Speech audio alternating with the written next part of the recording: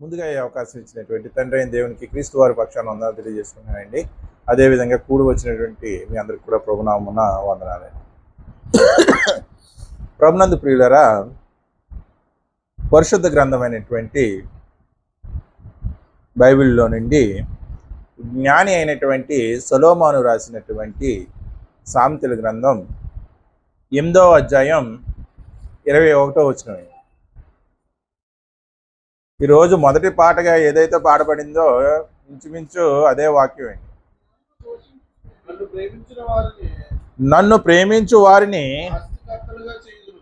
ఆస్తికర్తలుగా చేయుదును, వారి నిధులను నింపుదును. జ్ఞాని అయిన సొలొమోను రాసినటువంటి ఒక చక్కని మాట అండి. నన్ను ప్రేమించే వారిని ఆస్తికర్తలుగా చేయుదును, నింపుదును. అంటే సొలొమోను ద్వారా దేవుడు పలుకుతున్నటువంటి మాట. దేవుణ్ణి ప్రేమించే వారిని దేవుడు ఏం చేస్తాడంట? ఆస్తికర్తలుగా చేస్తాడంట. ఆస్తికర్తలుగా చేసి వారి యొక్క నిధులను ఏం చేస్తాడంట? నింపుతాడంట. ప్రభునందు ప్రియులరా, ఇది చదివిన వెంటనే మనకేమనిపిస్తుంది? దేవుణ్ణి నేను చాలా ప్రేమిస్తున్నాను కదా, దేవుడు నన్ను ఆస్తికర్తగా చెయ్యలేదు, నా నిధులు, నా బ్యాంక్ బ్యాలెన్స్ ఎంతైతే ఉందో అంతే ఉంది కానీ పెరగలేదు, తగ్గలేదు, నాకు ఎటువంటి లాటరీ తగలలేదు,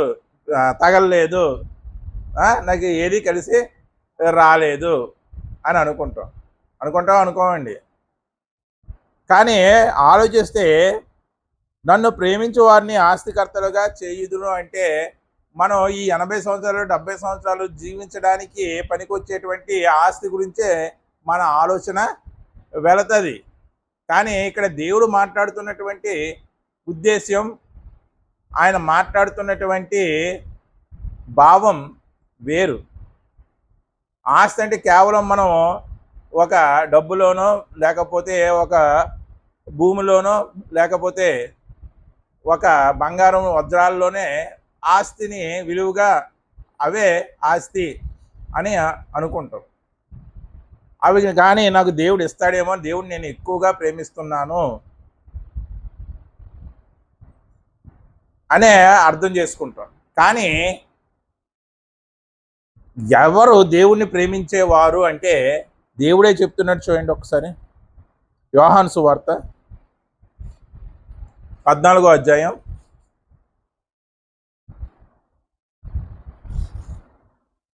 21వ వచనం. నా ఆజ్ఞలను అంగీకరించి వాటిని గైకొనేవాడే నన్ను ప్రేమించువాడు. మొదట ఆయన ఆజ్ఞలు ఏమైతే ఉన్నాయో వాటిని ఏం చేయాలంటే అంగీకరించాలంట. అంగీకరించడం అంటే దేవుడు ఏదైతే ఆజ్ఞ ఇచ్చాడో దాన్ని అంగీకరించాలంట. కానీ మన మనసు బైబిల్లో ఉన్నటువంటి అన్ని ఆజ్ఞలను అంగీకరించడానికి ఒప్పుకుంటుందండి. మనకి ఏదైతే అనుకూలమో, ఏదైతే మనం చెయ్యగలమో, ఏదైతే మన బలహీనత కాదో దాన్ని మాత్రమే మనం అంగీకరిస్తాం. మిగతావి ఎన్నో రాసి పెడతారండి, అన్నీ చేయడం మన వల్ల అవుతుందా అని అంటాం. కానీ నేను దేవుణ్ణి ప్రేమిస్తున్నాను అని చెప్తాను. ఏంటి? దేవుడు అంటే నాకు చాలా ఇష్టమండి, నేను దేవుణ్ణి ప్రేమిస్తున్నాను అని చెప్తాడు. కానీ దేవుణ్ణి ప్రేమిస్తున్నాడు అంటే ఒక విశ్వాసి దేవుడు ఆ ప్రేమకు ఒక షరతు పెడుతున్నాడు.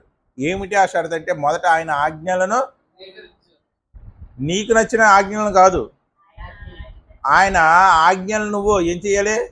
అంగీకరించాలి. నిజమే, దేవుడు చెప్పింది నిజమే, ఇది యథార్థమైంది, ఇది న్యాయమైంది, ఇది సరైనది అని అంగీకరించాలి. అవ్వ అంగీకరించిందండి?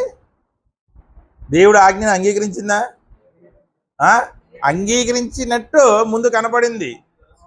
తర్వాత ఎవరో వచ్చి అది అసలుకి ఆజ్ఞే కాదు, దేవుడు అలా చెప్పాడు. ఆ పండు తిన్న దినమున మీ కళ్ళు తెరవబడి మీరు ఎలా అయిపోతారంటే దేవతల వలె అయిపోతారంటే వెంటనే ఏం చేసింది? పండు తీసుకుని కోసి తినివేసింది. అంటే ఆజ్ఞను ఏం చేసింది? అతిక్రమించింది. అతిక్రమించింది కానీ అంగీకరించలేదు. ఏదైనా ఒకటి అంగీకరిస్తేనే అండి మనం చేయగలం, అంతే కదండి. ఒక పనికి వెళ్దాం, మనం ఆ పని ముందు ఒప్పుకుంటేనే ఏం చూస్తాం? ఆ పనిలో పని ఒప్పుకోనంటే ఏం చూస్తాం? ఆ పని ఎంత టైం పడుతుంది, మనం చేయగలమా లేదా, మనకు వచ్చేటువంటి ఇన్కమ్ మనం చేసినటువంటి శ్రమకి సరైందా కాదా అనే ఒప్పుకొని అప్పుడు అంగీకరిస్తాం, అంతేనా కదా? అలా ఒప్పుకోకుండా అలాగా చూసుకోకుండా ఎవరైనా అంగీకరించేస్తారా? ఎవ్వరూ అంగీకరించరు, ఎవరో కూడా అంగీకరించరు. ఆ అపవాది చెప్పిన వెంటనే ఎవరి ఆజ్ఞను అంగీకరించింది? అవా అపవాది ఆజ్ఞను అంగీకరించింది. నిజమే, ఇతను చెప్తుంది ఏంటంటే ఒకవేళ మేము దేవతల వలె అయిపోతారేమో అని అపవాది ఆజ్ఞను అంగీకరించి దేవుడు ఆజ్ఞను పక్కన పెట్టి ఫలం తిన్నది. తిందా లేదండి? తనతో పాటు తన భర్తకి కూడా పెట్టింది. అంటే కేవలం అంగీకరించడం మాత్రమే కాదు, గై కొనాలి. ఏంటి? ఏమంటాడు చూడండి, నా ఆజ్ఞను అంగీకరించి వాటిని గనికొన్న వాడే నన్ను ప్రేమించేవాడు. అవ్వకు లేకపోతే ఆదాముకు దేవుడు చెప్పాడు నువ్వు తినవద్దంటే అలాగే ప్రభువా అని అంగీకరించింది. కానీ ప్రాక్టికల్గా వచ్చేటప్పటికి అందుకే చూడండి, అక్కడ థియరీ ప్రాక్టికల్ రెండు కనబడుతున్నాయి ఆ మాటలో. చూడండి, నా ఆజ్ఞలను అంగీకరించి, ఫస్ట్ ఏంటది అంగీకరించడం అంటే నోటితో చెప్పాడు ఓకేనా నీకంటే ఓకే, అదేంటి ఓన్లీ కేవలం తీరే. కానీ ప్రాక్టికల్ గై కొనడం ప్రాక్టికల్ కాదు. చూడండి, దేవుని ప్రేమించడం అంటే మనం ఏదో దేవుడు అంటే చాలా ఇష్టం అది ఇది అనుకుంటాం, కానీ ఆయన ఏం చెప్తున్నాడంటే నా ఆజ్ఞలను గై కొని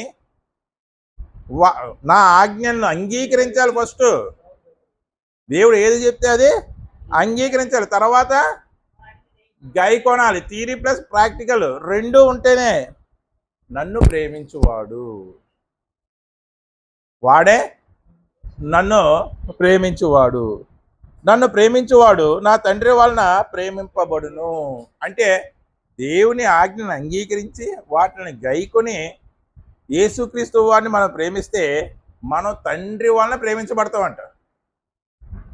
అర్థమైందండి? తండ్రి వలన మనం ప్రేమించబడాలంటే ఉన్నటువంటి షరతు యేసుక్రీస్తు వారి యొక్క ఆజ్ఞలను గైకొని వాటిని అంగీకరిస్తే మనం యేసుక్రీస్తు వారి ద్వారా మనం తండ్రి చేత ప్రేమించబడుతున్నాం. అంతేనండి? చూడండి ఎంత చక్కగా చెప్పాడు.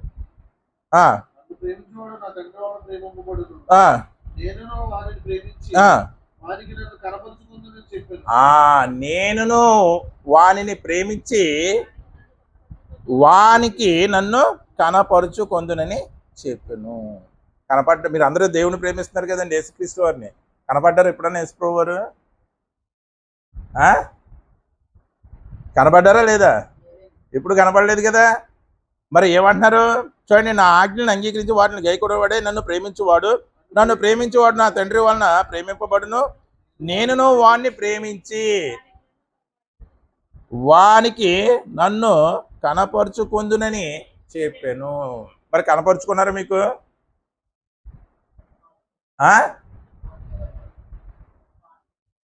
కనపరుచుకున్నారా? అంటే తన్ను ప్రేమించే వారికి, క్రీస్తును ప్రేమించే వారికి, అనగా ఆయన ఆజ్ఞలను అంగీకరించి ఆయన ఆజ్ఞలను గైకునే వారికి యేసుక్రీస్తు వారు ఎలా కనపరుచుకుంటారు, తను తాను ఎలా ప్రత్యక్షపరుచుకుంటారు? చూడండి, దైవ ప్రత్యక్షత గురించి చాలామంది చెబుతూ ఉంటారు. మేమండి ఆ దైవాన్ని ప్రత్యక్షం చేసుకోవడానికి 8 గంటల క్యూలో నిలబడ్డామండి. చెప్తారా లేదండి? దైవ ప్రత్యక్షత చాలా బాగా జరిగిందండి అలా నుంచున్నాం కానండి 8 గంటలు మాకు అసలుకే నిలబడినట్టే లేదండి అంటారా లేదా? కానీ ఇక్కడ కూడా యేసుక్రీస్తు వారు నేను మీకు ప్రత్యక్షపరుచుకుంటాను, నన్ను నేను మీకు కనపరుచుకుంటాను అన్నారు. అన్నారా లేదా? ఆ కనపరుచుకొనడమే ఇందాక మనం చదువుకున్నాం కదా, నన్ను ప్రేమించు వారిని ఆస్తికర్తలుగా చేయుదును, వారి నిధులను నింపుదును. దేవుడు అన్నాడు కదా, నన్ను ప్రేమించే వారిని ఏ ఆస్తినిచ్చి? క్రీస్తు అనే ఆస్తినిచ్చి. క్రీస్తు ఆస్తా కాదండి? ఆస్తా కాదా? ఎటువంటి ఆస్తి? పాప ప్రక్షాళన అనేటువంటి ఆస్తి, నిత్య జీవము అనేటటువంటి ఆస్తి, వాక్యము అనేటువంటి ఆస్తి. కానీ క్రీస్తు మనకి ఆస్తిగా కనబడతాడా?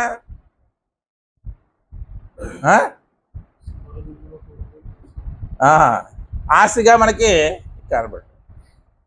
అంటే దేవుడు ఇచ్చేటువంటి ఆస్తే క్రీస్తు. మీరు క్రీస్తు యొక్క ఆజ్ఞలను అంగీకరించి వాటిని గైకుంటే ఆ ఆస్తి మీకు కనపరచబడుతుంది. ఏమన్నాడండి?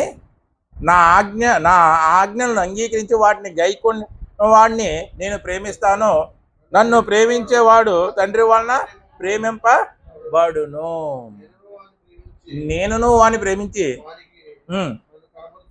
కనపరుచుకుందునని. అంటే అంత సులువుగా క్రీస్తు మనకి ప్రత్యక్షం అవరా? అవుతారా? అవరా? అవరు. ఎందుకంటే శిష్యులకే ఆయన మాటలు కొన్ని గూఢార్థముగా చెప్పాడు. ఎందుకు గూఢార్థంగా చెప్పాడు? ఎందుకు గూఢార్థంగా చెప్పారు? అంటే టీచర్ పాఠం చెప్పేసి టీచరే పరీక్ష రాసేస్తే దానివల్ల ఉపయోగం ఏమైనా ఉంటుందా? ఏముండదు. అందుకే కొన్ని అర్థమయ్యేటట్టు, కొన్ని గూఢార్థంగా. వీళ్ళు ఏం చేయాలి? హోంవర్క్ చెయ్యాలి అర్థమయ్యేలాగా. కనీసం అడగాలి, ప్రభువా మాకు అర్థం కాలేదు. టీచర్ ఇచ్చినటువంటి మ్యాథ్స్ హోంవర్క్ ఉంటుంది, ఇంటికి వచ్చి వాడు తీసాడు, ట్రై చేసాడు, రాలేదు. మరుసటి రోజు వెళ్ళి ఏం చేస్తాడు? టీచర్ గారు మాకు అర్థం కాలేదంటే అప్పుడు ఏమంటుంది టీచరు? చెబుతుందా లేదా? మొత్తానికి హోంవర్క్ చేయకుండా వచ్చేస్తే కొడుతుంది. అలా కాకుండా అర్థం కాలేదు ట్రై చేసామంటే వివరంగా చెబుతుంది. అలాగే యేసుక్రీస్తు వారి దగ్గరికి వచ్చినటువంటి శిష్యులు వారికి అర్థం కాకపోతే అడిగారా లేదా? మళ్ళీ చెప్పారా లేదా? చెప్పారు. అంటే వాళ్ళు హోంవర్క్ చేసినట్టే చేయలేనట్ట? చెప్పాలండి, చేసినట్టే. మరి మనం చేస్తున్నామా? వాక్యం విషయంలో అయ్యగారు చెప్తున్నారు, 3 గంటలు చెప్పారు కానీ ఒక్క ముక్క అర్థమైతే అడుగు అంటాం. అయ్యగారు మీరు చెప్పింది నాకు ఒకటి కూడా అర్థం కాలేదండి. నేను ఎప్పుడన్నా ఏనాడన్నా అడిగామా? ఎప్పుడు కూడా అడగ. ఆయనకి నచ్చింది ఆయన చెప్పుకుంటూ వెళ్ళిపోతాడు, మనకి నచ్చినట్టుగా మనం వింటాం. అంటే ఈ యేసుక్రీస్తు వారు వాక్య రూపంలో ఉన్నారు. ఆ వాక్యమే ఆస్తి. ఆ వాక్యం ఎలా వస్తుందంటే మనకు బుద్ధిని, జ్ఞానాన్ని దయచేస్తుంది. ఏం చేస్తుంది? బుద్ధి, జ్ఞాన, సర్వ సంపదలు ఆయన యందే ఏమై ఉంది? గుప్తములై ఉన్నాయి. గుప్తం అంటే దాగి ఉన్నది, హిడెన్ ట్రెజర్, గుప్త నిధి. ఏంటండి? గుప్త నిధి. పూర్వకాలంలో రాజులు యుద్ధానికి వెళ్ళేటప్పుడు మళ్ళీ తిరిగి వస్తామో లేదో, జయము మనల్ని వరిస్తుందో లేదో, లేకపోతే అపజయ పాలు అవుతామో, ప్రాణాలతో ఉంటామో లేదో అని ఏం చేసేవారంటే వారికి ఉన్నటువంటి సంపద అంతటిని కూడా బిందుల్లో పెట్టి, పాత్రలో పెట్టి భూమిలో దాచేసేవారు. మళ్ళీ యుద్ధంలో జయించి వస్తే తీసుకునేవారు, లేకపోతే ఎలాగా కాలగర్భంలో కలిసిపోయేవి. అవి వాటిని ఏమంటారు? నిధి అంటారు, గుప్త నిధి అంటారు. ఆ గుప్త నిధులని తవ్వి వాటిని చేజిక్కించుకున్న వారు కూడా చాలామంది ఉన్నారా లేదా? చాలామంది ఉన్నారు. కానీ ప్రపంచానికి ఏకైక గుప్త నిధి ఎవరంటే క్రీస్తే. ఆ గుప్త నిధిలో ఏముంది? బుద్ధి ఉంది, జ్ఞానం ఉంది, సర్వ సంపదలు ఉన్నాయి. మళ్ళీ సర్వ సంపదలు అంటే ఏంటి? బుద్ధి, జ్ఞాన, సర్వ సంపదలు అంటే ఏంటి? బంగారము,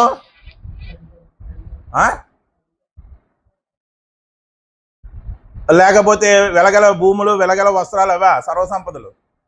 మరి ఏంటి? బుద్ధి, జ్ఞానము, సర్వ సంపదలు క్రీస్తునందు గుప్తమై ఉన్నవి. వివేకం, సమయానుకూలంగా ప్రవర్తించడం, సమయానుకూలంగా మాట్లాడడం, సందర్భాన్ని బట్టి మాట్లాడడం, సమయోచితమైనటువంటి జ్ఞానం. అక్కడ బుద్ధి, జ్ఞానం అని రెండు చెప్పేసి ఇంకేమన్నాడు? బుద్ధి, జ్ఞానం, సర్వ సంపదలు. ఏమిటి ఆ సర్వ సంపద అంటే? వివేకం, వివేచన, విచక్షణ. ఇవన్నీ కూడా ఏమవుతాయంటే సర్వ సంపదలు. కొంతమందికి విద్య ఉంటుంది, విచక్షణ ఉండదు. కొంతమందికి విద్య ఉంటుంది, కొంతమంది వారికి వివేకం ఉండదు.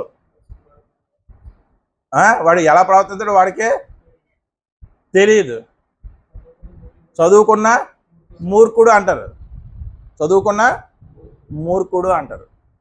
కానీ ఇవన్నీ కూడా ఎక్కడ నిక్షిప్తమై ఉన్నాయంటే యేసుక్రీస్తునందే నిక్షిప్తమై ఉన్నాయి. మనం ఇందాక చదువుకున్నాం కదా సామెతల గ్రంథం 8వ అధ్యాయం. ఒక్కసారి మళ్ళీ రండి, 21వ వచనం. అదిగో నన్ను, దేవుడు అంటున్నాడు, నన్ను ప్రేమించే వారిని ఏ ఆస్తికర్తగా చేస్తాడు? ఇదిగో బుద్ధి, జ్ఞానం, విచక్షణ, వివేకము, విజ్ఞత ఇవన్నీ ఇచ్చి ఆస్తికర్తలుగా చేస్తాడు. ఇవన్నీ ఎక్కడ దొరుకుతాయి? యేసుక్రీస్తునందు. అంటే యేసుక్రీస్తునే ఆస్తిగా ఇస్తాను అని చెప్తున్నాడు అన్నమాట. సో ఇంకేమంటున్నాడు? వారి నిధులను నింపుతున్నాం. వారికి జ్ఞానం అనే నిధి ఉంది, కానీ అది ఎక్కడో అడుగున కనబడుతుంది.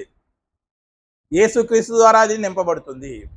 వారికి వివేచన అనే నిధి ఉంది, కానీ అది ఎక్కడో అడుగున కనబడుతుంది. క్రీస్తు ద్వారా నింపు. విచక్షణ క్రీస్తు ద్వారా నింపుతారు. సమయోచితమైనటువంటి మాట, ఇది క్రీస్తు ద్వారా నింపుతాను. అంటే ఎందుకు ఈ విధమైనటువంటి ఆస్తికర్తలుగా నన్ను చేస్తాను అంటున్నాడంటే దేవుడు, ఇవే నిన్ను పరలోక రాజ్యానికి చేరుస్తాయి. ఈ భౌతికమైనటువంటి పరమైనటువంటి ఆస్తి నిన్ను పరలోక రాజ్యానికి చేర్చదు. ధనవంతుడు లాజరు ఉపమానంలో, లాజరు దేవుడు ప్రేమించాడా లేదా? ప్రేమించాడా లేదా? ప్రేమించాడు కాబట్టి పరదేశకు చేరుకున్నాడు, నెమ్మది పొందేటువంటి స్థలంలో ఉన్నాడు. ప్రేమించకపోతే ధనవంతుడితో పాటే ఉన్నాడు. మరి దేవుణ్ణి ప్రేమించిన వారిని ఆస్తికర్తలుగా చేస్తారంటే భౌతిక అర్థంలో చెప్పేస్తున్నారు చాలామంది.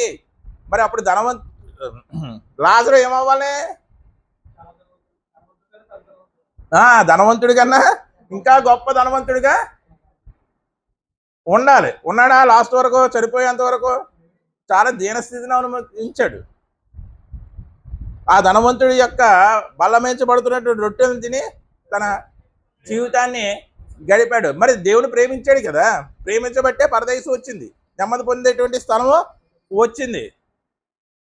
మరి ఎందుకు దేవుడు అతను ఆస్తికర్తలుగా చేయలేదు? మన వాళ్ళు చెప్పేస్తారు కదండి, దేవుని ప్రేమించాడండి, కోర్టు కేసు కొట్టివేయబడిందండి, 2 కోట్లు కలిసి వచ్చిందండి, చెప్తారా లేదా?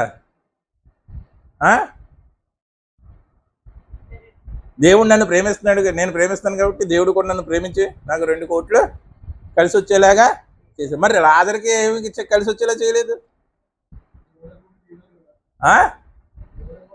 మరి లాజరు ధనవంతుడా కాదా? ధనవంతుడా కాదా? మరి ఎటువంటి నిధిని నింపాడు లాజరులో? తగ్గించుకునేటువంటి నిధి. తగ్గించుకొని బతికాడు. ఏంటి? ధనవంతుడి దగ్గర వాడు ఎన్నిసార్లు తిరస్కరించినా, ఎన్నిసార్లు అసహించుకున్న ధనవంతుడి దగ్గర ఎలాగా బతికాడు? తగ్గించుకుని బతికాడు. తగ్గింపుతనం అనేది కూడా దేవుడు ఇచ్చేటువంటి నిధిలో ఒక నిధేనండి. మనకు ఉంటుంది అసలుకే పొరపాటును కూడా. ఎక్కడికన్నా ఫంక్షన్కి వెళ్తే మనల్ని కొద్దిగా తక్కువగా చూస్తే చాలు,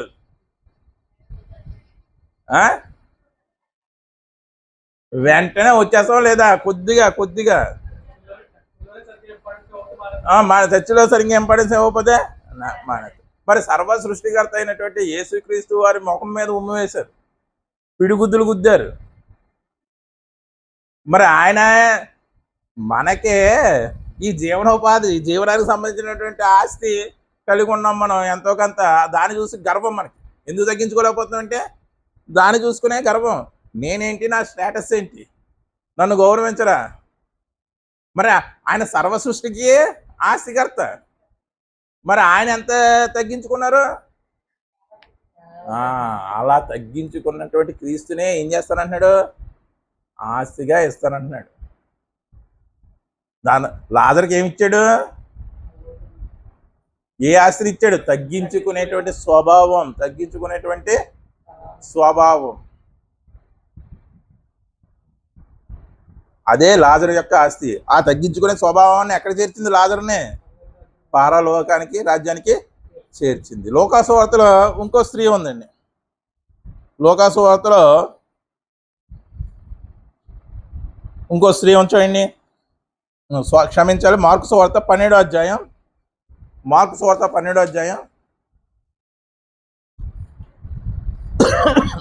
41 నుండి 43 వచనం వరకు.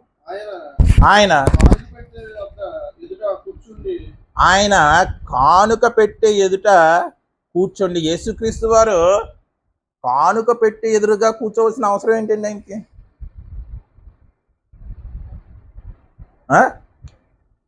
ఎందుకు కూర్చున్నారు? ఎందుకు కూర్చున్నారు? అసలుకే ఎందుకు కూర్చున్నారండి? ఆయనకి డబ్బులు అవసరమా?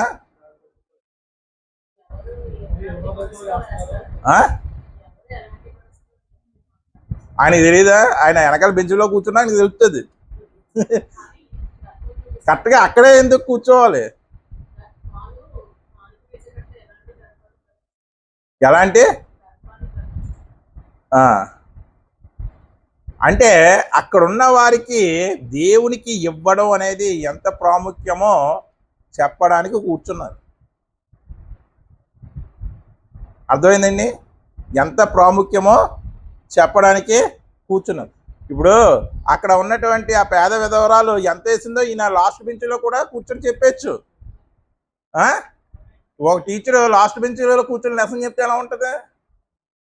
పిల్లలందరూ ఇటు తిరుగుంటారు. అది ఏమన్నా బాగుంటుంది చూడడానికి? ఎక్కడ ఉంటాడు? పాస్టర్ గారు మీ ఎదురుగుండా ఉండే లెసన్ చెప్పాలి, లేదా పాఠం అదే ప్రసంగం చెయ్యాలి. అది వెనకాల కూర్చొని చెప్తే ఎలా ఉంటుంది? అదంతా ఆకట్టుకోదు. అందుకే ఆయన చెప్పవలసినటువంటి పాఠానికి తగినటువంటి ప్రదేశాన్ని ఎంచుకున్నాడు. ఆయన చెప్పవలసినటువంటి పాఠం ఏంటి? దేవుడికి ఇవ్వడం ఎంత ఇంపార్టెంటో చెప్పదలుచుకున్నాడు. అది చెప్పాలనుకున్నటువంటి ప్రదేశం ఏంటి? కానుకలు పెట్టి. హిమాలయాల గురించి చెప్పడానికి వాళ్ళకి బాగా అర్థం కావాలంటే హిమాలయ దగ్గరికి వెళ్ళి చెబితే చాలా బాగా అర్థమవుతుంది. ఎక్కడ ఉండి కూడా చెప్పొచ్చు, కానీ ప్రాక్టికల్గా చూపించి చెప్పింది వేరు. అలా ప్రాక్టికల్గా చూపించి చెప్పడానికి అక్కడ కూర్చున్నాడు ఆయన. అర్థమైందండి?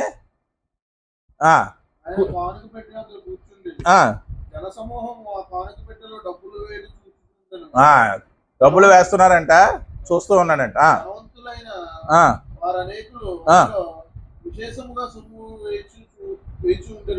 అంటే ధనవంతులైనటువంటి వారు సైతము విశేషంగా ఎక్కువగా తీసుకొచ్చి సొమ్ము వేయించుండ్రా. ఒక పేద విధవరాలు వచ్చి ఆ, 2 కాసులు వేయక ఆ, ఆయన తన శిష్యులను పిలిచి ఉమ్, కానుక పెట్టెలో డబ్బులు వేసిన వారందరికంటే ఆ. ఈ పేద విధవరాలు ఎక్కువ వేసినని మీకు నిశ్చయంగా చెబుతున్నాను. ఏంటి ఆ శిష్యులు కూడా చూసుంటారా? బహుశా చూసుండొచ్చు. ఒక్కొక్కరు ఒక్కొక్క కట్ట తీసుకొచ్చి పాడేస్తూ ఉంటారు. కానీ ఒక ఆవిడ తీసుకొచ్చి 2 కాసులే వేసింది. వారి శిష్యుని పిలిచి ఏమన్నాడు? కానుక పెట్టెలో డబ్బులు మీరు చూసిందంతా అబద్ధం. ఈ కానుకల పెట్టెలో ఎవరు ఎక్కువ వేశారంటే ఈ విధవరాలే ఎక్కువ వేసిందని మీతో నిశ్చయముగా చెప్పుచున్నాను అన్నాడు. శిష్యులకి ఎలా ఉంటుందండి? యేసుప్రభు వారికి లెక్కలు రావేమో. ఏంటి ఒక్కొక్కరు విశేషంగా తెచ్చేసేస్తున్నారంట కానుకల పెట్టెలో. ఆ విశేషంగా చేసేవారిని పట్టించుకోలేదు. మరి ఎవరిని పట్టించుకున్నాడు? ఇటు 2 కాసులు వేసిన వారు ఎక్కువ అంటున్నాడు. ఏంటి ఈవిడ ఎక్కువ వేయడం ఏంటి? చాలా మంది ఇంకా ఎక్కువ వేశారు కదా, మరి ఈవిడే ఎందుకు ఎక్కువ వేసింది అంటున్నాడు ఏంటి అని శిష్యులకి అర్థం కాలేదు. అప్పుడు వారందరూ ఎక్స్ప్లెనేషన్ ఇచ్చారా లేదా? ఏమని ఇచ్చారు?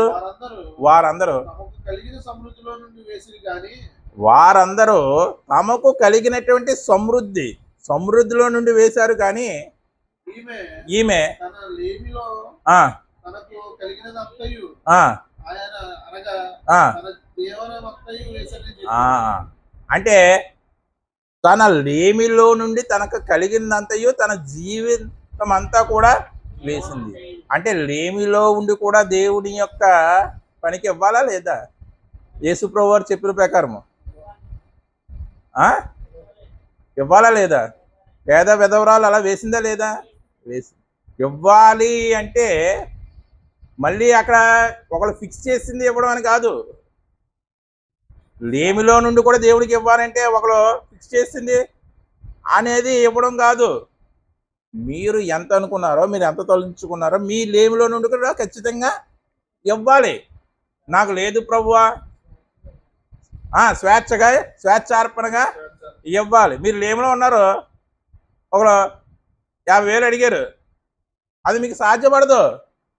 మీరు లేమిలో ఉన్నారు, మీరు మనసులో ఒక 5 రూపాయలు అనుకున్నారు, అది మాత్రం ఖచ్చితంగా వెయ్యాలి. అంటే లేమిలో ఉన్నా సరే దేవునికి ఇవ్వడం అనేది ఎగ్గొట్టకూడదనే పాఠం నేర్పిస్తున్నారు. అర్థమైందండి? అలాంటి లేమిలో ఉన్నదాన్ని ఇచ్చింది దేవుడు ఎలా ట్రీట్ చేస్తాడంట? అనేకులు గొప్పగా వేశారు కదా, వారందరికంటే ఎక్కువగా. అదిగోండి, జీవనం అనే పదం ఉపయోగించాడండి. ఏంటండి? అంటే ఆమె ఎంత సాక్రిఫైస్ చేసిందో దేవుడికి. ఆ 2 కాసులు ఉంటే ఆవిడికి ఒక 6 రోజులు వెళ్ళిపోతుంది, వారం రోజులు వెళ్ళిపోతుంది అనుకోవచ్చు. కానీ దేవుడి యొక్క పనే ప్రాముఖ్యము అని తనకు తోచినది, తనకి వెయ్యగలిగేది వేసింది. అంటే మరి తర్వాత ఇప్పుడు వేసిన తర్వాత మరి ఆస్తికర్తగా మరి దేవుడు ప్రేమించేసిందా, ప్రేమించకుండా వేసిందా? మరి ప్రేమించే వాడిని ఆస్తికర్తలుగా చేస్తానన్నాడు కదా. తర్వాత ఈవిడ కోటీశ్వరాలు అయిపోయిందా? అయిపోయిందండి. ఆవిడ చివరి వరకు కూడా అలా భేద విధవరాలుగానే ఉందా లేదా? ఉంది. మరి దేవుడు ఈవిడికి ఇచ్చినటువంటి ఆస్తి ఏంటి? అక్కడ లాజరుకి ఏమి ఇచ్చాడు? తగ్గించుకునే స్వభావాన్ని ఇచ్చాడు. ఇక్కడ దేవుడు ఈ భేద విధవరాలకు ఇచ్చినటువంటి ఆస్తి ఏంటి? దేవుడికి ఇవ్వడం. ఏంటండి? దేవునికి ఇవ్వడం అనేది ఈవిడ కలిగి ఉన్నటువంటి ఆస్తి. అంటే అక్కడ ఇవ్వడం అంటే మీరు భౌతికంగానే ఆలోచిస్తున్నారు, కానీ ఆవిడ ఎంత సాక్రిఫైస్ చేసిందంటే, నాకు తిండి లేకపోయినా పర్వాలేదు, దేవుడు ఉంటేనే చాలు, ఈ 2 కాసులు లేకపోయినా పర్వాలేదు, దేవుడి పని జరగాలి అనే సాక్రిఫైస్లోకి ఆవిడ వెళ్ళిపోయింది. భక్తిలో అంత ముందుకి వెళ్ళిపోయింది. మనం ఇప్పుడు ఆ స్థాయిలో లేము. అంత స్థాయి ఉందండి భక్తిలో? ఆ? లేదు. కానీ ఆవిడ దేవుడే చూసుకుంటాడు, నన్ను దేవుడే రక్షిస్తాడు, ఈ 2 కాసులు నా దగ్గర, మీరు నేను వేయండి చూద్దాం అలాగా. వేయలేం? వేయగలమా? వేయలేం. భక్తిలో ఒక ఉన్నత స్థాయిలో ఉంది ఆవిడ. దీన్ని బట్టి చెప్పండి, మరి పరలోక రాజ్యంలో స్థాయిలు ఉంటాయా లేదా? ఇప్పుడు భేద విధవాళ్ళకి మనకి ఒక స్థాయి ఉంటుందా? ఖచ్చితంగా ఉండదు. ఈవిడ విశ్వాసము, నా దగ్గర ఏమీ లేకపోతే దేవుడే నన్ను నడిపిస్తాడు, ఏలియాని కాకుల చేత పోషించినటువంటి దేవుడే నన్ను పోషిస్తాడు. మనకు ఉంటుందండి నడి రోడ్డు మీదకి వచ్చేసి దేవుడే నన్ను నడిపిస్తాడు అన్నంత విశ్వాసం స్థాయికి మనం వెళ్ళగలమంటే లేదు, ఉండదు. కానీ రోమాపత్రికలో ఒక అద్భుతమైనటువంటి మాట రచించాడు. చూడండి, రోమాపత్రిక 8:28 అనుకుంటా.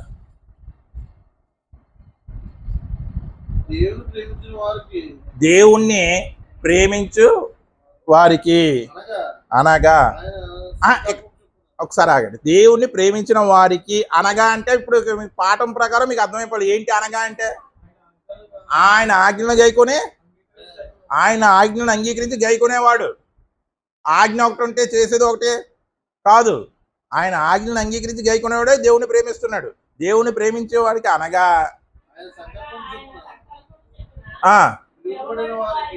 ఎవరు పిలుస్తాడు ఆయన సంకల్పం చెప్పున అంటే, దేవుని ఆజ్ఞను అంగీకరించి ఆ ఆజ్ఞను గైకొనేవాడినే పిలుస్తాడు.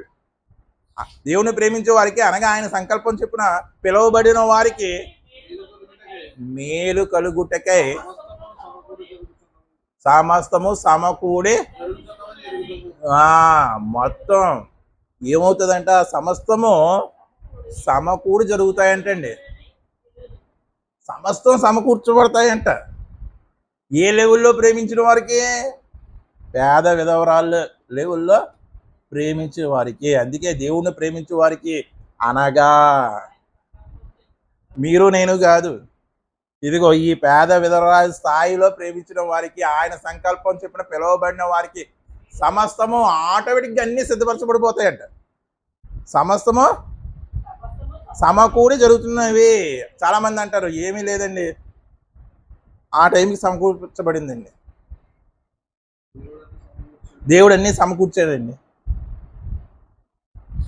అంటారా లేదా? అలా మన జీవితాల్లో చాలా జరిగినాయా లేదా? జరిగినాయా లేదా? అవి గ్రహించం మనం. ఆ జరిగినవి గ్రహించం.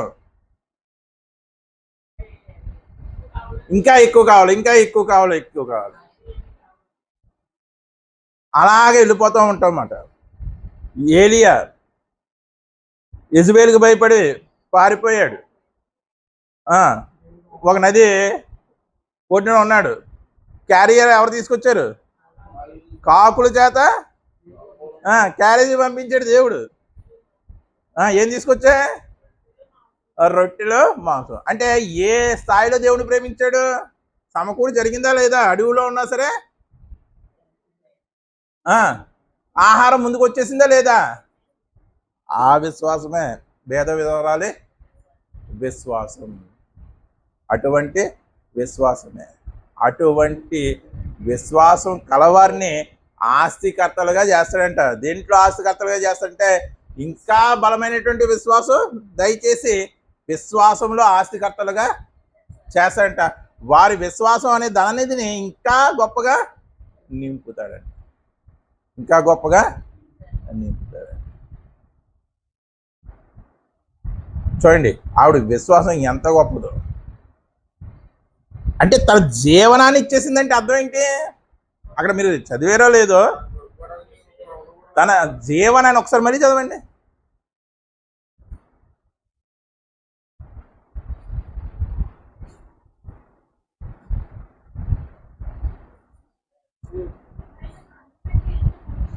ఆయన కానుక పెట్టి ఎదురు కూర్చోండి. ఆ, ఆ,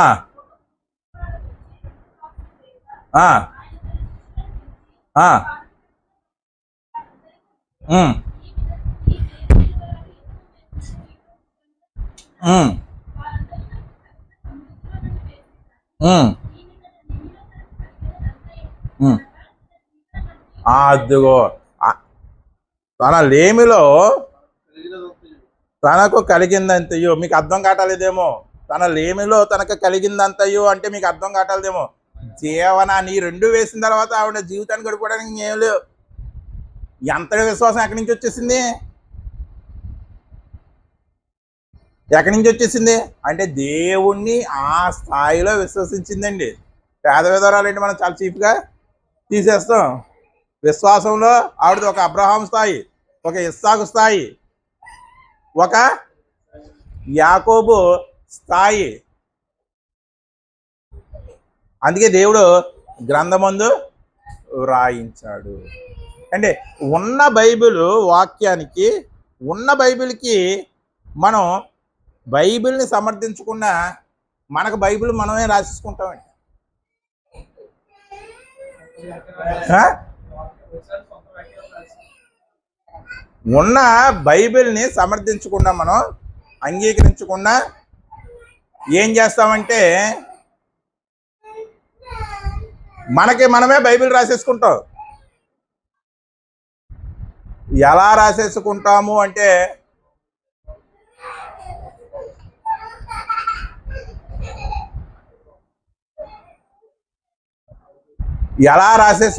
అంటే ఇదిగో భేద వివరాల గురించి రాశారు కానండి, ఆ స్థాయిలో చేయడం మనకి ఎక్కడ అవుతుందండి. నీకు చేయడం అవ్వకపోతే, నీకు చేత కాకపోతే మనం ఏం చేయాలి? ఊరుకోవాలి. అంతేనా? అంతేనా? ఇది తప్పు అని అనకూడదు. ఇది తప్పు అని అనకూడదు. చాలామంది ఏంటంటే అలాగా ఇచ్చేస్తే మరి అది తప్పు కాదండి. దేవుడికి ఎందుకండి డబ్బులు? దేవుడికి ఆస్తి ఎందుకండి? దేవుడికి ఎందుకు ఇవ్వాలండి అనే అభిప్రాయంతో వీళ్ళ సొంత బైబిల్ రాసేసుకుంటూ ఉంటారు. వీళ్ళ బైబిల్ వేరు, ఉన్న బైబిల్లో ఉన్నది వేరు. అర్థమైందండి? అంటే వీళ్ళ మనసును వీళ్ళు సమర్థించేసుకుంటున్నారు దేవునికి ఇచ్చేటువంటి విషయంలో. దేవుడికి ఎందుకంటే డబ్బులు అంటే దేవుడికి డబ్బులు అవసరం లేదు. దేవుడు పని జరగడానికి డబ్బులు కావాలి. అది నువ్వు ఎంత లేని స్థితిలో ఉన్నా సరే నువ్వు అనుకున్నది ఎంతో కొంత ఏంటి, ఎంతో కొంత నువ్వు ఖచ్చితంగా ఏం చేయాలి? సేవకుడికి ఇవ్వాలి. అంటే మళ్ళీ నాకు ఇమ్మని చెప్తా లేదండి. అర్థమైందా? మళ్ళీ ఈ మెసేజ్ ఎందుకు చెప్తున్నారండి? మీకు ఇమ్మనా అని కాదు. మా పనిని మేము చేస్తున్న చిన్న దేవుని పనిని మా అంతటా మేమే చేసుకుంటున్నాం, ఎటువంటి ఇబ్బంది లేకుండా. అర్థమైందండి?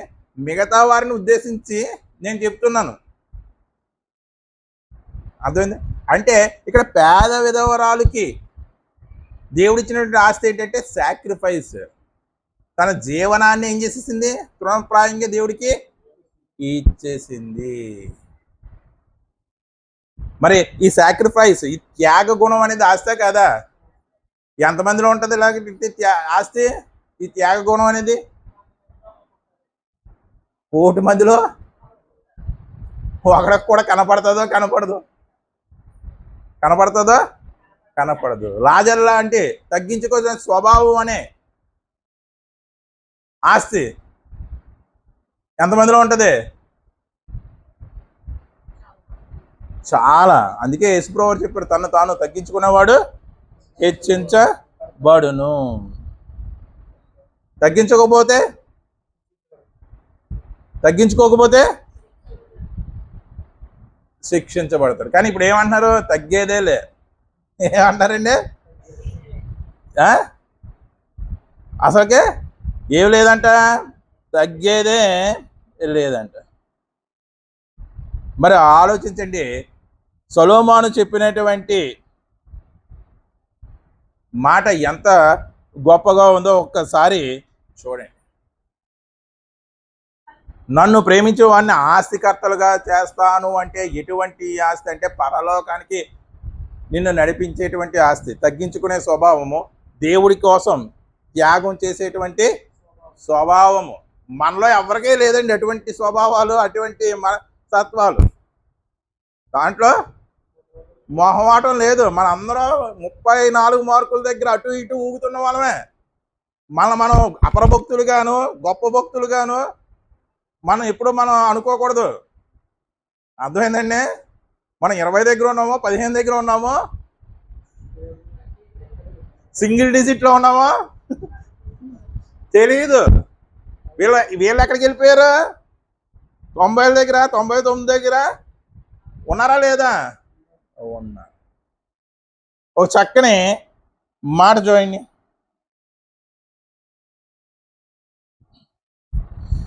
ఒకటో కొరింథీ పత్రిక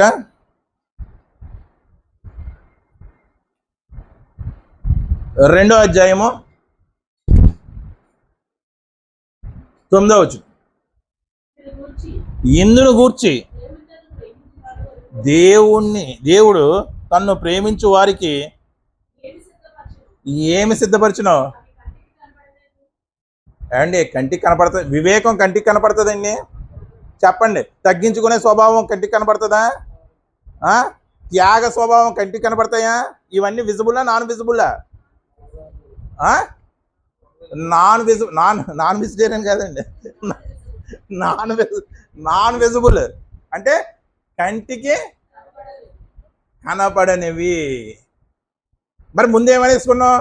నన్ను ప్రేమించే వాడిని ఆస్తికర్తలుగా చేస్తానంటే అబ్రహాముకి 800 ఒంట్లు ఇచ్చాడు, యాకోబుకి ఏమో మచ్చలు గల మేకలను ఇచ్చాడు. మరి అవన్నీ ఏంటి? కంటికి కనబడే ఆస్తుల్ని ఇచ్చాడు. అదేంటి? పాత నిబంధన ఛాయ, ఇది నిజ స్వరూపం. ఇక్కడ ఏమంటున్నాడు?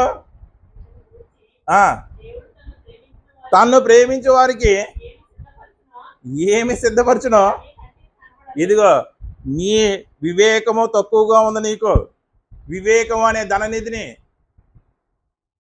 హెచ్చిస్తున్నాను. ఏ సందర్భంలో ఎలా మాట్లాడాలో తెలియటం నీకు. అటువంటి సందర్భం సమయోచితమైనటువంటి మాట అనే ధననిధిని నీకు ఇస్తున్నాను. విచక్షణ లేదు నీకు, మంచి చెడులను గ్రహించేటువంటి విచక్షణ నీకు లేదు. అటువంటి ధననిధిని నేను అభివృద్ధి పరుస్తాను. ఇవేమి కంటికి కనపడవు. కంటికి కనపడినటువంటి ఆ ధననిధి నిన్ను ఎక్కడ తీసుకెళ్తుంది? పరలోకానికి తీసుకువెళ్తుంది. అదే రాస్తున్నాడు. కంటికి కనపడవు, చెవికి వినపడతాయండి. వినపడతాయి, వినపడవా? వినపడతాయండి. సొలొమోనుకి జ్ఞానాన్ని ఇచ్చాడు. జ్ఞానం కనపడుతుందా? జ్ఞానం ఇశ్రాయేలుకి తీర్పు తీర్చేటువంటి జ్ఞానాన్ని ఇచ్చాడు. కనపడుతుందా లేదా జ్ఞానం?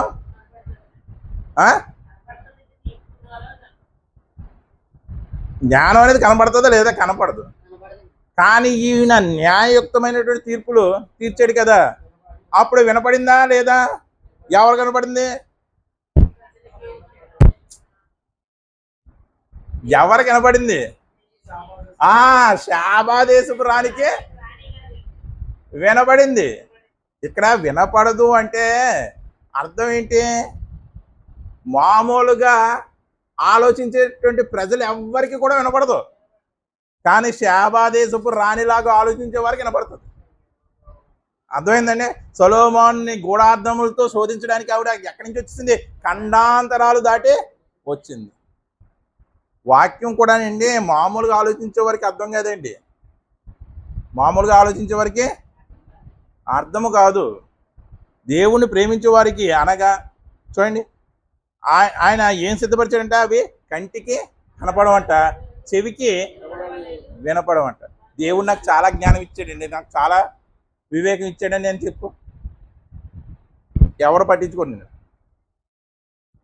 దేవుడు నాకు 2 కోట్ల ఆస్తి ఇచ్చాడండి అని చెప్పు, అప్పుడు వినపడుతుంది. అండి ఎప్పుడన్నా సరే ఇదివరకు నాకు జ్ఞానం లేదండి, దేవుళ్ళలోకి వచ్చే జ్ఞానం వచ్చిందండి. ఇదివరకు నాకు విచక్షణ లేదండి, దేవుళ్ళలోకి వచ్చినాక విచక్షణ వచ్చిందండి. ఇదివరకు నాకు వివేకం లేదండి, దేవుళ్ళలోకి వచ్చాక వివేకం వచ్చిందండి. ఎప్పుడన్నా ఎవరైనా సాక్ష్యం చెప్పారండి? ఆ? ఎవరన్నా? దేవుడు నా వివేకం అనే ధన నిధిని బహు విస్తారంగా అభివృద్ధి చేశాడండి. ఎవరైనా చెప్పారా ఎప్పుడన్నా అటువంటి సాక్ష్యం? ఎవ్వరు కూడా చెప్పలేదు. చదవండి.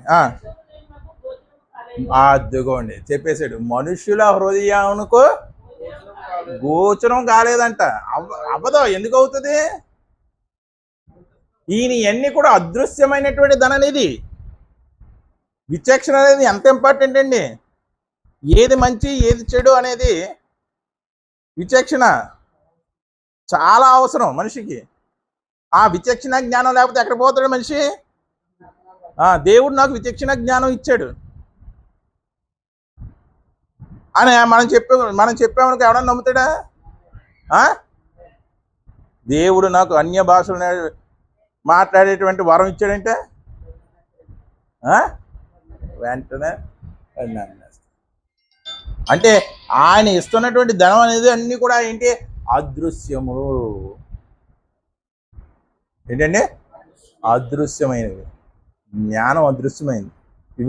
వివేకం, విచక్షణ, సమయోచితమైనటువంటి జ్ఞానం, ఇవన్నీ కూడా ఎటువంటివి? అదృశ్యమైనవి. కంటికి కనపడవు, చెవికి వినపడవు. మామూలు మనుషులు లోకపరంగా ఆలోచించే వారికి అవి. దేవుడు నిన్ను ఎంత గొప్ప ధనవంతుడిగా చేస్తున్నాడో మామూలుకి చెప్పు. అండి నన్ను చాలా గొప్ప ధనవంతుడిగా చేశాడండి, నాలో క్రీస్తు జ్ఞానం ఉందండి, నాలో క్రీస్తు వివేచన ఉందండి, క్రీస్తు నేర్పినటువంటి విచక్షణ ఉందండి, ఇదే నాకు గొప్ప ఆస్తి అండి, నన్ను పరలోకానికి తీసుకెళ్ళిపోతుందండి, ఇది తప్ప నాకు ఏ ఆస్తి అవసరం లేదండి అని చెప్పు. పిచ్చోళ్ళ చూస్తాను. లోకులు ఎలా ఆలోచిస్తావు? ఎంత సంపాదించావు, ఎంత వెనకేసావు, దేవుడా దేవుడా దేవుడు అంటావు. ఆ దేవుడు నీకు ఏమి ఇచ్చాడు? ఏమి ఇవ్వలేదా? వేదరాలకు ఏమి ఇచ్చాడు? త్యాగం చేసేటువంటి, సాక్రిఫైస్ చేసేటువంటి హృదయాన్ని ఇచ్చాడు. ఆ త్యాగపూరిత హృదయమే ఎక్కడ తీసుకెళ్తుంది? పరలోక రాజ్యం. లాజరుకి ఏమి ఇచ్చాడు? తగ్గించుకునే స్వభావాన్ని ఇచ్చాడు. పౌలుకి ఏమి ఇచ్చాడు? పౌలుకి తెగించేటువంటి స్వభావాన్ని, అంటే తెగించేటువంటి స్వభావం కూడా పరలోకానికి తీసుకెళ్తుందా? చావు అయినా బ్రతికే. గొడవ వచ్చినప్పుడు రే ఉంటే నువ్వన్నా ఉండాలి అంటాం. మరి దేవుడి విషయంలో పౌలు అన్నాడా చావో రేవో అని? అన్నాడా లేదా? దేవుడి కోసం తెగించేటువంటి స్వభావం ఏదైతే ఉందో అది పౌలుకి ఇచ్చాడు. ఆ తెగించేటువంటి స్వభావం ఎక్కడ తీసుకెళ్తుంది? ఆ స్వభావం కనపడుతుందా? కనపడదు. అంటే దేవుణ్ణి ప్రేమించే వారికి ఇచ్చేటువంటి ఆస్తి ఏదైతే ఉందో అది కంటికి కనపడదు. మనం ఏమనుకుంటాం? దేవుడు నాకు ఏమి ఇవ్వలేదు, నా బ్రతుకు ఇలాగే ఉంది, ఎప్పుడు పాత బట్టలనే వేసుకుంటున్నాను, నా ఇల్లు బాగోలేదు, నా ఒళ్ళు బాగోలేదు అని అనుకుంటాం. కానీ నీకు కూడా అర్థం కాని ఆస్తిని దేవుడు నీలో ఉంచాడు. ఆ ఆస్తే క్రీస్తు. క్రీస్తు నువ్వు సరిగ్గా అర్థం చేసుకుంటే ఈ గుణాలన్నీ కూడా నీలో వచ్చేస్తాయి లేదా? వచ్చేస్తా. పొట్టి జక్కయ్యకి వచ్చిందా లేదా? మా అత్తయ్యకి వచ్చిందా లేదా? ట్యాక్స్ కలెక్టర్ వచ్చిందా లేదా? అంటే ఎప్పుడు మనకి ఆస్తి పోస్తులు లేవు అని మనం ఎటువంటి పరిస్థితుల్లో కూడా దేవుని దూషించకూడదండి. మన పిల్లోని చూసి ఈడే నా బంగారు కొండ, ఈడే నాకు బంగారం వజ్రాల మూట అంటాం. మరి క్రీస్తుని చూసి ఎందుకు అనలేకపోతున్నా? ఇదిగో మనకు కుమారుడు అనుగ్రహింపబడెను. మరి క్రీస్తుని చూసి ఎందుకు అనలేకపోతున్నావు? క్రీస్తైన ఆస్తిని అంటే ఇంకా మనకి భౌతికపరమైనటువంటి ఆ ఛాయలు ఏవైతే ఉన్నాయో మనల్ని వెంటాడుతూ ఉన్నాయి. చూడండి ఒకసారి లాస్ట్గా వచ్చిన చూసుకొని మళ్ళీ ముగించుకుందాం. సామెతల గ్రంథం 8వ అధ్యాయం 21వ వచనం. నన్ను ప్రేమించే వారిని ఆస్తికర్తలుగా చేస్తాను. ఎటువంటి ఆస్తిని? మిమ్మల్ని పరలోకానికి నడిపించేటువంటి ఆస్తిని మీకు ఇస్తాను. ధనం నిన్ను నడిపించగలదా? నడిపించగలదా? నడిపించలేదు. మరి ఎటువంటి ఆస్తిని ఇస్తాడు? కంటికి కనపడిని, చెవికి వినపడిని, లోకానుసారులకి హృదయానికి గోచరించినటువంటి ఆస్తిని ఇస్తాను. ఆస్తికర్తలుగా చేస్తాను. వారి నిధులంటే నీకు బంగారం తక్కువైతే బంగారం ఇస్తాడని కాదు, వజ్రాలు నీ దగ్గర ఒక వజ్రం ఉంటే 100 వజ్రాలు ఇస్తాడని కాదు, నీకు ఒక భూమి ఉంటే 100 భూములు ఇస్తాడని కాదు. నీలో పరలోకంలోకి వెళ్ళడానికి ఏవైతే కొదువుగా ఉన్నాయో ఆ ధననిధిని ఏం చేస్తాడు? దేవుడు నింపుతాడు. ఎప్పుడంటే ఆయన్ని ప్రేమిస్తే. ఆయన్ని ప్రేమించాలంటే షరతు ఏంటి? ఆయన ఆజ్ఞలను అంగీకరించాలి మొదట. ఏంటి? దేవుడు చెప్పింది నిజమే నిజమే నిజమే నిజమే అని అంగీకరించాలి. తర్వాత గై కొనాలి. అప్పుడు క్రీస్తు ద్వారా మనం ప్రేమించబడతాం. ఎప్పుడైతే క్రీస్తు ద్వారా మనం ప్రేమించబడతామో అప్పుడు తండ్రి చేత ప్రేమించబడతాం. క్రీస్తు లేకుండా తండ్రి చేత మనం ప్రేమించబడలేమండి. ఈరోజు చాలామంది క్రీస్తుని పక్కన పెట్టేసి తండ్రి చేత మేము ప్రేమించబడుతున్నామని కలలుగా అంటున్నారు. క్రీస్తును పక్కన పెట్టి తండ్రి చేత మనం ఎటువంటి పరిస్థితుల్లో కూడా ప్రేమించబడలేము. కనుక మనకి అది లేదు ఇది లేదనే చింత ఉండకూడదు. మన నిజమైనటువంటి ధన సమృద్ధి నాకు దయచేయి ప్రభువా. మరి సొలొమోను ప్రార్థన ఎందుకన్నాడండి? ఎందుకన్నాడు? జ్ఞానాన్ని అడిగాడు. మురిసిపోయి ఏమన్నాడు? నువ్వు ధన సమృద్ధిని కానీ రాజ్యాల మీద విజయాన్ని కానీ అడగలేదు. నువ్వు జ్ఞానాన్ని అడిగావు కాబట్టి నీకు నేను ఇస్తున్నాను అని మురిసిపోయాడు దేవుడు. అలాగే మీరు వివేచన అడిగి చూడండి, విచక్షణ అడిగి చూడండి, వివేకాన్ని అడిగి చూడండి. అడగం. ఎందుకంటే అన్నీ నాలో ఉన్నాయి, మాకు ఉన్నాయి అనుకుంటాం. మనం ఉన్నాయనే భ్రమలో బ్రతుకుతాం. జ్ఞానం లేదా? నాకు ఉంది కదా, ఎందుకు దేవుడిని అడగడం? వివేచన లేదా? విచక్షణ లేదా? ఎందుకు దేవుడిని అడగడం? ఇవన్నీ ఎప్పుడన్నా అడుగుతామండి? ఏమి అడగం. అందుకే మనం ధన సమృద్ధి నింపబడడం లేదు. అడుగుడి ఇవ్వబడును. ఏమడగాలి? జ్ఞానము, వివేచన, విచక్షణ ఇవి అడగాలి. ఇవి అడగం. ఏమడుగుతాం? అది ఇది. ఎప్పుడు ఆస్తికర్తలుగా మనం అవుతాము? పరలోకంలో దేవుడి దగ్గర ఉన్నప్పుడు. ఈ నరకంలో ఉన్న వాళ్ళు మనం చూస్తారు కదా, చూస్తారా లేదా? ధనవంతుడు చూసాడా లేదా? ధనవంతుడు చూసాడా లేదా లాజర్ని? అప్పుడు మాకు ఉన్నటువంటి ఆస్తి మమ్మల్ని రక్షించలేకపోయింది. వారికి ఏమి లేకపోయినా క్రీస్తు అనే ఆస్తి ద్వారా వాళ్ళు పరలోకంలో ఉన్నారు. నిజమైనటువంటి ఆస్తి క్రీస్తే అయినప్పుడు వాళ్ళు గ్రహిస్తారు. వాళ్ళు అప్పుడు ఎవరు ధనవంతులు? ఎవరు ధనవంతులు? పరలోకంలో ఉన్నవారే ధనవంతులు. అందుకే దేవుడు ధనాన్ని ఎక్కడ దాచుకోమన్నాడు? పరలోకము. ఏమిటి ఆ ధనం? సత్క్రియలైనటువంటి దానం. అంటే సత్క్రియలు చేయడం కూడా ఒక ఆస్తే, మంచి పనులు చేయడం కూడా ఒక ఆస్తే. వారి గురించి స్టేట్మెంట్ ఇచ్చాడు కదా, వారు సత్క్రియలు అనే ధనము చేత దేవుణ్ణి ఏం చేశారంట? మహిమపరిచారంట. సత్క్రియలు అనే ధనము చేత దేవుణ్ణి ఏం చేశారంట? మహిమపరిచారంట. అందుకే అది లేదు ఇది లేదని ఎప్పుడూ కూడా మనం చింతించకూడదు. దేవుడు తగిన సమయమున మిమ్మల్ని హెచ్చించులాగున ఆయన బలిష్టమైనటువంటి చేతుల కింద ఎలా ఉండాలి? దేన మనస్సు కలిగి ఉండాలి. ఆయనే హెచ్చిస్తాడు. నిన్ను హెచ్చించాలనుకొని ఆయన అనుకున్నాడంటే ఖచ్చితంగా హెచ్చిస్తాడు. అప్పుడు వరకు మనం ఉండాలి, కానీ ఏంటి నా పరిస్థితి ఇలా అయిపోయిందని దేవుని పక్కన పెట్టేయకూడదు.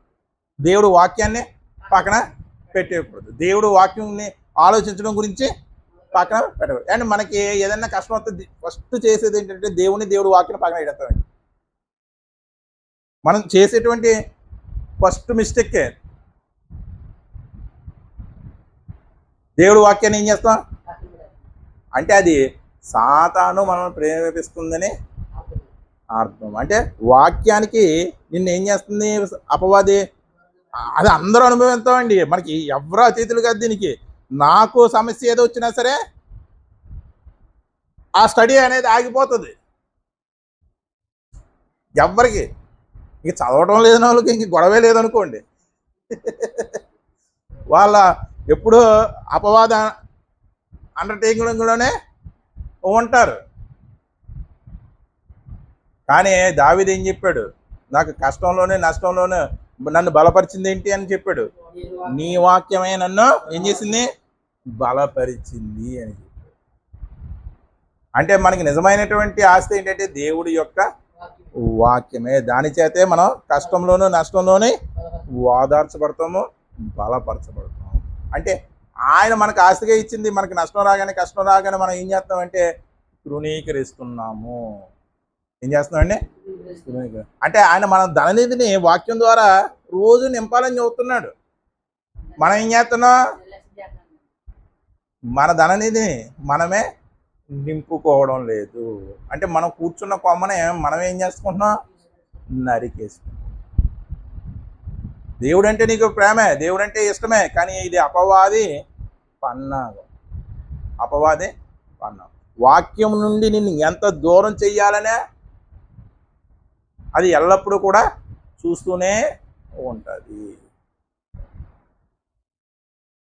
మరి దేవుణ్ణి ప్రేమించడము అంటే ఆయన ఆజ్ఞలను ప్రతిరోజు కూడా నువ్వు చదివి చదివి చదివి అంగీకరించి అవును ప్రభు అంగీకరించి గైకొనడమే.